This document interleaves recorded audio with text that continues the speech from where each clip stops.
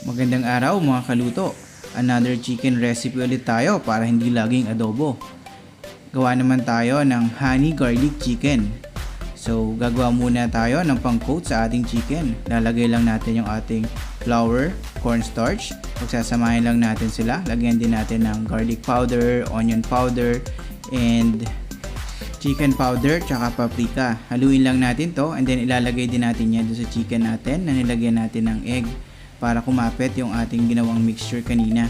And then pagkatapos, pag na-coat na natin si chicken, i-fry lang natin siya sa kumukulong mantika. So make sure na na-fry natin both side yung ating chicken. Yan, na parang ganito. Pa-like and share naman ang ating recipe mga kaluto. Pagkatapos nating maprito, maglalagay lang tayo ng butter. Then pag tunaw la, lalagyan natin ng ating garlic. And then syempre paminta. Tapos lalagyan natin ng konting asukal, ng toyo, tsaka ng honey. And then pagkatapos, lagyan natin ng oyster sauce. At syempre konting tubig. Pagkatapos, hayan lang natin siyang kumulo at makuha yung consistency na gusto natin. And then after nun, ibabalik na natin yung prinito nating chicken at hayaan natin siyang makoat ng ating sauce.